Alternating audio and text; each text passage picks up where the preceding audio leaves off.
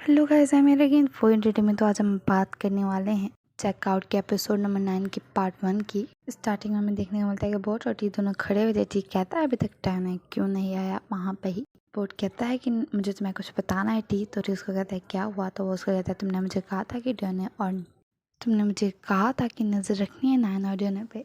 तो मैं कुछ बताना चाहता हूँ। वहाँ पे टी उसको कहता है कि मत बताओ, मुझे पहले ही पता है, लेकिन मैं डोने पे यकीन करता हूँ। मुझे नहीं लगता वो कभी भी कुछ भी इस तरह का कर सकता है। वहाँ पे ही बोट सोचता है कि मैंने बोला था डोने को कि तुम जाओ और टी के बारे में कुछ भी फील नहीं करते। ये बोलकर उसने उसको किस किया था और ये सारी चीज़ें जो है बोट ने देख ली थी।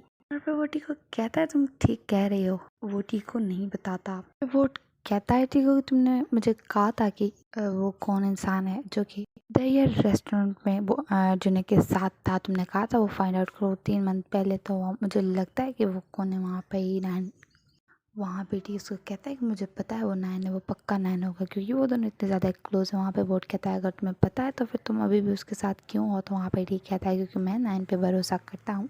फिर टी बोलता है कि मैं जा रहा हूँ डोने के पास। और फिर वो बोलता है बोट को कि थैंक यू, तुमने मेरी इतनी ज़्यादा हेल्प की। तो वहाँ पे बोट उसका कहता है कि कोई बात नहीं। फिर मैं देखने को मिलता है कि टी जो है क्या हुआ था। वहाँ पे वो देखता है डाउने को जो है डाउने नाइन को मार रहा था। उसको कह रहा है तूने मेरे साथ ऐसा किया क्यों। और उसका कहता है कि मुझे छोड़ दो। और वहाँ पे नाइन जो उसको हक कर लेता है। और फिर टी कहता है कि अब मैं ये और नहीं देख सकता। वो चाहता है और नाइन को जब पीछे धक्का देके गिरा देता है। फिर हमें देखने को मिलता है कि नाइन जो पे भी क्या खड़ा हुआ था और उसका कह रहा था कि तुमने मेरे साथ ऐसा क्यों किया।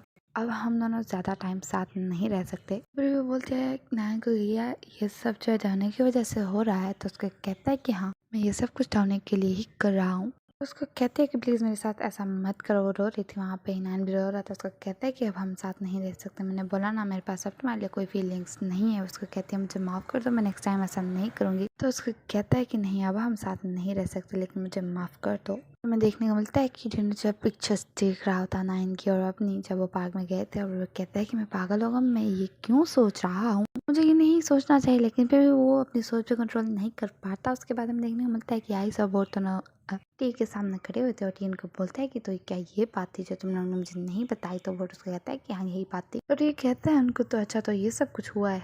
कहता है कि लेकिन इतना सब कुछ हो गया, तुम लोगों ने मुझे कुछ क्यों नहीं बताया कि प्रिव्यू हमारे ऑफिस आई थी नाइन से मिलने के लिए। उन्होंने मुझे सब कुछ क्यों नहीं बताया। तो वो कहता है कि हमारा मतलब वो नहीं था कि तुमसे बात छुपाएं, बस बात ये थी कि हम तुम्हारा टाइम वेस्ट नहीं करना चाह रहे थे। वहाँ पे गुस्से से टी जो कहता है कि तुम लोग का क्या मतलब है। कहता है एटलीस्ट तुम लोग को मुझे बताना तो चाहिए था। वहाँ पे टिक कहता है अगर वो वापस आ गई तो फिर हम लोग कैसे उसको फेस करेंगे, क्या पता वो सही ना हो। वहाँ पे वो लोग उससे माफ़ी मांग रहे थे। वो ऐसी सैड शक्ल बना के उन दोनों को देख के स्माइल करने लगता है। उनका कहता है कि तुम लोग काफ़ी ज़्यादा टेंशन में लग रहे हो। वो कहता है कि ये सब दोबारा मत करना, मैं काफ़ी ज़्यादा डर गया था और मैं भी रोने ही वाला था। टिस्का कहता है कि नेक्स्ट टाइम ऐसे मत करना। फिर उनको कहता है कि चलो पार्टी पे चलते। बोट कहता है क्या सच में। उसका कहता है कि हाँ हमारा प्रोजेक्ट खत्म हो गया, रिवार्ड करना चाहता हूँ मैं तुम लोग को वहाँ पे ही। आइस कहता है क्या मैं भी चाहूँगा। तो उसका कहता है ऑफकोर्स ज़्यादा लोग होंगे तो ज़्यादा मज़ा आएगा वहाँ पे। उसको कहता है क्या नाइन जा सकता है। वहाँ पे बोट उसकी तरफ देखता है और फिर बोट कहता है उसको कि पहले सोचा करो फिर बोला करो वहाँ पे ही।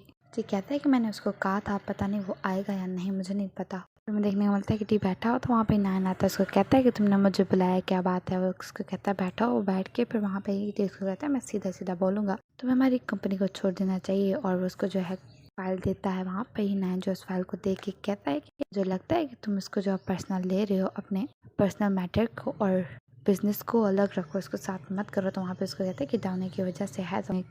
नाइन उसको कहता है कि तुम डाउने के लिए क्यों कर रहे हो। तो उसको कहता है कि सारी प्रॉब्लम्स की जड़ तुम ही हो, इसलिए मैं तुम्हें यहाँ से जाने के लिए बोल रहा हूँ। वहाँ पे नैन सोचता है कि एक बार ये दोनों टी और नैन दोनों साथ जो है बॉक्सिंग कर रहे थे। वहाँ पे ही नैन कहता है टी को क्या मैं तुमसे कुछ पूछ सकता हूँ। तो वहाँ पे टी कहता है क्या हुआ। उसको कहता है कि तुमने मुझे कंपनी कोर्स के बारे में क्यों नहीं बताया। तो वहाँ पे टी उसको कहता है मुझे लगा तुम्हें पहले ही पता होगा, लेकिन तुम अभी भी ज्वाइन कर सकते हो। तो नैन ने उसको कहा कि नहीं, मैं इसको बाद में देख लूँगा, अभी मैं कुछ और काम कर रहा हूँ, मैं इसको दोबारा बाद में ज्वाइन करूँगा। फिर वहाँ पे ही टी कहता है नैन को कि तुम्हें पता है, तो कहता है तुम्हें पता है कितनी मुश्किल से डाउने को जो है अभी ठीक फील हुआ है। ठीक उसको कहता है कि डाउने तुम्हें रोज देखता है तो वो पहले की तरह ही हो जाएगा। तो वहाँ पे नैन उसको कहता है तुम्हारे क्या मतलब कि पहले की तरह। तो वहाँ पे टी उसको कहता है तुम्हारे जानने की ज़रूरत नहीं है। फिर उसको कहता है कि तुम यहाँ से बस चले जाओ और आज के बाद डाउने से मत मिलना। तो उसको कहता है कि मुझे लगता है टी तुम सिर्फ डर रहे हो कि मैं तुमसे डाउनिया को छीन लूँगा। तो वहाँ पे टी उसको कहता है मैं किस चीज़ से डरूंगा। तो वहाँ पे नैन उसको कहता है कि मुझे लगता है कि तुम बिल्कुल भी